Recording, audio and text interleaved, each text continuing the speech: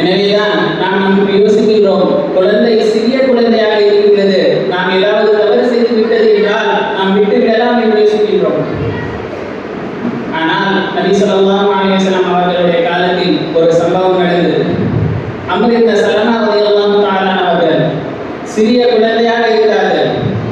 நபி ஸல்லல்லாஹு அலைஹி வஸல்லம் அவர்களுக்கு முன்பு உட்கார்ந்து உண்ணிக்கொண்டு சாப்பிட்டுக் கொண்டிருந்தார்கள். அந்த குழந்தை ஒரு பக்கம் இருந்து ஒரு வாய் எடுக்கிறது, மறு பக்கத்தில் இருந்து இன்னொரு வாயை எடுத்துக்கொண்டு சாப்பிட்டுக் கொண்டு இருந்தது. இதை பார்த்த நபி ஸல்லல்லாஹு அலைஹி வஸல்லம் அவர்கள் அந்த குழந்தையை கூறினார்கள், யா குலாம் சம்மில்லா குல் பியமீனி குல் மிம்மா யலி. குழந்தையே, நீ அல்லாஹ்வுடைய பெயரை கொண்டு சாப்பிடு, அதே போன்று வலது கையில் எடுத்து சாப்பிடு, உன்னுடைய பக்கத்தில் இருந்து சாப்பாடு எடுத்து சாப்பிடு என்று கூறினார்கள். எனவேதான் நபி ஸல்லல்லாஹு அலைஹி வஸல்லம் அவர்கள் அந்த சிறிய குழந்தை தான் என்று சொல்லிவிட்டு இருக்கலாம். ஆனால் அந்த சிறிய குழந்தைக்கு நாம் எந்த தர்பியத்தை கொடுக்கின்றோமோ, அவர்களுக்கு என்ன அஹ்லாக்கை கற்றுக் கொடுக்கின்றோமோ, அதுதான் அவர்களுக்கு பெரிய வயதிலும் வரும். நாம் யோசிக்கின்றோம், நாம் சிறிய குழந்தையாக இருக்கின்றது என்று யோசித்து தவறுகளை விட்டு விடுகின்றோம். ஆனால் அதே குழந்தை நாளைக்கு நமக்கு அதாபாக மாறியிருக்கும். அல்லாஹ் தஆலா கூறுகின்றான், யா அய்யுஹல்லதீன ஆமனூ கூ அன்ஃபுஸக்கும் வ அஹ்லீக்கும் நாரா. ஈமான் கொண்டவர்களே, நீங்களும் உங்களுடைய குடும்பத்தாரும் நரகத்தில் இருந்து காப்பாற்றுங்கள், தீயிலிருந்து காப்பாற்றுங்கள் என்று கூறுகிறார். வகூதுஹன் நாஸ் வல் ஹிஜாரா. அந்த தீ எப்படிப்பட்ட தீ என்றால் அதனுடைய எரிபொருள் என்னவென்றால் அந்த மனிதர்களும் கல்லுதான் அதனுடைய எரிபொருளாக இருக்கின்றது. அலைஹா மலாயிகத்துன் கிலாதுன் ஷிதாதுன் லா யஅஸூன அல்லாஹ மா அமரஹும் வ யஃஅலூன மா யுமரூன். பிறகு அல்லாஹ் தஆலா ஒரு மலக்குமாரை நியமித்து வைத்திருக்கிறார். அவர்கள் அந்த மலக்குமாரிடம் அல்லாஹ் தஆலா பாசத்துடைய தன்மையை எடுத்திருக்கிறார். கடுமையான ஒரு தன்மையை அவர்களுடைய மனதில் போட்டு விடுகிறார். அந்த மலக்குமார்கள் எப்படிப்பட்டவர்கள் என்றால் அல்லாஹ் தஆலா எதை கட்டளையிடுகிறானோ அதை தான் நிறைவேற்றுகிறார்கள். அல்லாஹ் தஆலா எதை செய்ய சொல்கின்றானோ அதை மட்டும்தான் அவர்கள் செய்கின்றார்கள்.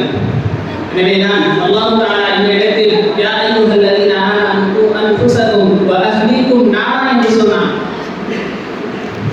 உங்களை நீங்கள் நெருப்பிலிருந்து காப்பாற்றுங்கள் என்று அல்லாஹ் தஆலா கூறினான். அதே சமயம் அல்லாஹ் தஆலா அந்த இடத்தில் கூ அன்ஃபுஸக்கும் வ அஹ்லீக்கும் ஜஹன்னம் என்று சொல்லியிருக்கலாம், நரகத்தை விட்டு காப்பாற்றுங்கள் என்று சொல்லியிருக்கலாம். ஆனால் நரகத்தை விட அந்த தீ இருக்கின்றதே, அதை பற்றி பயத்தை அல்லாஹ் தஆலா உருவாக்கினான். எனவேதான் நாம் நம்முடைய குழந்தைகளுக்கு ஏதாவது தவறுகள் செய்துவிட்டார்கள் என்றால் அவர்களுக்கு தவறுகளை திருத்த வேண்டும், அவர்களை நெருப்பை வைத்து பயப்படுத்த வேண்டும், சொல்ல வேண்டும். ஒரு நெருப்பை பற்ற வைக்க வேண்டும் என்றால் முதலில் சிறிய கொம்புகளை வைத்து தான் எரிப்பார்கள், பிறகுதான் அந்த கொம்பு பெரிய கொம்பாக மாற்றி பெரிய கொம்பு வைப்பார்கள் என்று கூறினார்கள். எனவேதான் நாம் நம்முடைய குழந்தைகளுக்கு அந்த அஹ்லாக்கை பெற்றுக் கொடுக்க வேண்டும், அவர்களுக்கு சொல்ல வேண்டும். அல்லாஹ் தஆலா முதலில் சிறிய கொம்பில் இருந்து தான் நெருப்பை ஆரம்பிப்பான், எனவே நீங்கள் அல்லாஹ்வை பயந்து கொள்ளுங்கள் என்று சொல்ல வேண்டும். அதே போன்றுதான் அல்லாஹ் தஆலா நபி ஸல்லல்லாஹு அலைஹி வஸல்லம் அவர்கள் கூறுகிறார்கள், ஒரு அவுலாதுக்கும் பிஸ்ஸலாத் வ ஹும் அப்னாஉ சப்இ ஸினீன. உங்களுடைய குழந்தைகளுக்கு நீங்கள் தொழுகையை முறைகளை கற்றுக் கொடுங்கள் என்றால் அவர்கள் 7 வயது ஆகிவிட்டார்கள் என்றால் அவர்களுக்கு தொழுகைக்காக அழைத்து செல்லுங்கள். அப்படியே 10 வயது ஆகிவிட்டார்கள் அப்பொழுதும் அவர்கள் தொழுகவில்லை என்றால் அவர்களை தண்டிங்கள் என்று சொன்னார்கள். எனவேதான் நாம் நம்முடைய குழந்தைகளுக்கு சிறிய வயதில் எந்த கல்வியை கொடுக்கின்றோமோ, எந்த அஹ்லாக்கை கற்றுக் கொடுக்கின்றோமோ, அதே அஹ்லாக்கு தான், அதே கல்வி தான் அவர்களுக்கு பெரிய வயதில் ஆரம்பமாகும். ஹஜ்ரத் அபு உஸ்மானி சாஹிப் தாமத் பரகாத்துஹு அவர்கள் எழுதுகிறார்கள், என்னுடைய பழக்கமுடையவர்கள் ஒருவர் இருந்தார்கள், நெருக்கமானவர்கள் ஒருவர் இருந்தார்கள். அவர்கள் மிகப்பெரிய ஒரு பதவியில் இருந்தார்கள். அவர்கள் வந்து என்னிடம் கூறினார்கள், நான் என்னுடைய பையனுக்கு நல்ல அஹ்லாக்களை கற்றுக் கொடுத்தேன்.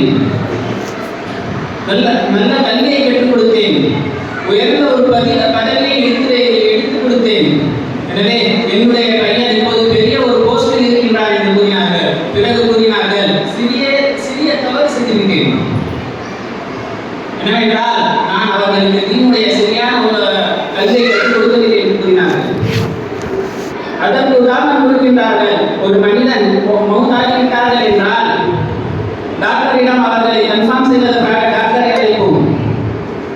டாக்டர் வந்து பார்ப்பார்கள், பார்த்து கூறுவார்கள் அவர்களுடைய கையும் சரியான முறையில் இருக்கின்றது, அவர்களுடைய காலும் சரியான முறையில் இருக்கின்றது, அவர்களுடைய உறுப்புகள் அனைவரும் அந்த இடத்திலே இருக்கின்றது என்று கூறுவார்கள். ஆனால் ஒரே ஒரு தவறு என்னவென்றால் அந்த உயிர் மட்டும் விட்டது என்று கூறுவார்கள். அதேதான் உதாரணம், நாம் அனைத்து கல்விகளையும் கொடுத்து விட்டோம், அனைத்து அகலாக்களையும் நாங்கள் கட்டுப்படுத்தி விட்டோம் என்றால் அதே குழந்தை நாளைக்கு நமக்கு சொர்க்கத்திற்கு அழைத்து செல்லக்கூடிய குழந்தையாக ஆகிவிடும். ஆனால் நாம் தவறிவிட்டோம், நம்முடைய குழந்தைகளை நாம் மார்க்க கல்வியை கொடுக்க தவறிவிட்டோம் என்றால் நாளைக்கு அதே குழந்தை நமக்கு அதாபாக மாறி இருக்கும். எனவேதான் சமீபத்தில் அவர்கள் கூறினார்கள், நான் வேலூரில் ஒரு காலேஜ் மாணவர்களை சந்தித்தேன். அந்த மாணவர்களை சந்தித்தேன். அவர்கள் மிக மிக உயர்ந்த படிப்புகளை படித்துக் கொண்டிருந்தார்கள். அந்த மாணவர்கள் எல்லாம் 25 மாணவர்கள் கிரிக்கெட்டை விளையாடிக் கொண்டிருந்தார்கள். நாமும் என்னுடைய ஒரு ஹதரத்தும் அங்கே சென்றோம். அந்த வாலிபர்கள் அனைவரையும் சந்தித்தோம், அனைவருக்கும் சலாமை சொன்னோம், அனைத்து வாலிபர்களிடம் பெயரை கேட்டோம். அல்ஹம்துலில்லாஹ் 25 வாலிபர்களும் முஸ்லிமாக இருந்தார்கள். பிறகு அவர்களை தஷ்கீலை செய்து நாம் பள்ளிக்கு அழைத்து வந்தோம். வந்துவிட்டு அவர்களிடம் கேட்டோம், நம்முடைய கடைசி நபி ஸல்லல்லாஹு அலைஹி வஸல்லம் நம்முடைய கடைசி நபி யார் என்று கேட்டோம். ஆனால் அந்த வாலிபர்களில் வெறும் 3 பேர் தான் கூறினார்கள், நம்முடைய கடைசி நபி முஹம்மது ஸல்லல்லாஹு அலைஹி வஸல்லம் அவர்கள் என்று. இன்னும் அந்த வாலிபர்களில் 5 பேர்கள் நம்ம யார் என்று தெரியாது என்று கூறினார்கள். இன்னும் கைசேதமான விஷயம் என்னவென்றால் மற்ற வாலிபர்கள் எல்லாம் கூறினார்கள், உண்மையில் இருக்கிறார்களே அவர்கள் தான் நம்முடைய கடைசி நபி என்று கூறுகின்றார்கள். நஅூதுபில்லாஹ். யோசித்து பார்க்க வேண்டும், அவர்களுக்கு சிறிய வயசில் அவர்களுக்கு கல்வியை ஒழுங்கான முறையில் கொடுக்கவில்லை. அவர்களுடைய பெற்றோர்கள் அவர்களுக்கு நல்ல கல்வியை கற்றுக் கொடுக்கவில்லை. அதற்கு நஷ்டம் என்ன ஆகிவிட்டது? நம்முடைய நபி கடைசி நபியுடைய பெயரும் அவர்களுக்கு தெரியவில்லை. எனவேதான் அல்லாஹ் தஆலா நமக்கு கூறுகிறார், நாம் நம்முடைய குழந்தைகளை நல்ல ஒழுக்கங்களை கற்றுக் கொடுக்க வேண்டும். அதே சமயம் நாம் நம்முடைய குழந்தைகளை வளர்க்கும் முறையும் சரியாக இருக்க வேண்டும். ஒரு அரசன் இருந்தார்கள், அவர்களுடைய பையன் அவர்களுடைய மகன் போருக்கு சென்றிருந்தார். அவர்களுக்கு சிறிது நேரம் கழித்து நியூஸ் வந்தது, உங்களுடைய பையன் போரை விட்டு ஓடிவிட்டார் என்று நியூஸ் வந்தது. அரசன் கைசேதமாக உட்கார்ந்து கொண்டிருந்தான். அப்பொழுது அவர்கள் தாய் கேட்டார்கள், அந்த அரசனுடைய மனைவி கேட்டார்கள், என்ன ஆகிவிட்டது, ஏன் இவ்வளவு கவலையாக உட்கார்ந்திருக்கிறீர்கள் என்று கேட்டார்கள். அப்பொழுது அந்த அரசன் கூறினான், நம்முடைய பையன் போர்க்களத்தில் இருந்து ஓடிவிட்டார் என்று நியூஸ் வந்திருக்கின்றன என்று கூறினார்கள். அந்த தாய் கூறினார்கள், உறுதியாக கூறினார்கள், இல்லை இப்படி நடந்து இருக்காது, கண்டிப்பாக இப்படி நடந்து இருக்காது என்று கூறினார்கள். அரசன் கூறினான், இல்லை அந்த போர்க்களத்தில் இருக்கக்கூடியவர்கள் தான் என்று கூறினார்கள் என்று கூறினார்கள். அப்பொழுது சிறிது நேரம் கழித்து பிறகு நியூஸ் வந்தது, பையன் ஓடவில்லை, மறுபக்கமாக வந்து போரை செய்தார் என்று நியூஸ் வந்தது. அப்பொழுது அரசன் கேட்டான், உங்களுக்கு இவ்வளவு உறுதியாக சொல்வதற்கு காரணம் என்ன?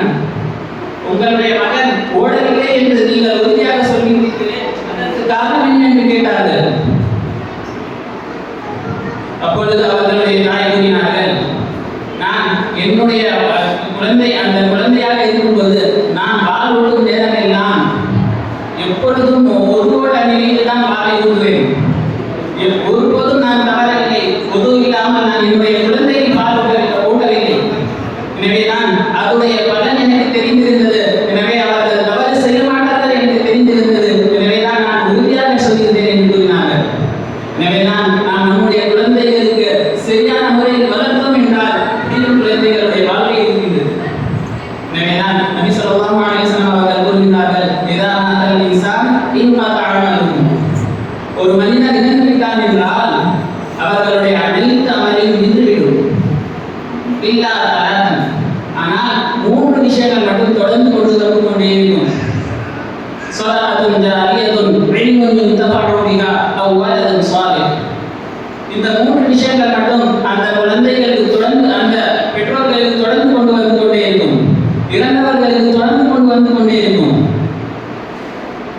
எனவேதான் அப்படிப்பட்ட குழந்தையாக நாம் நம்முடைய குழந்தையை உருவாக்க வேண்டும். வலது சுவாமி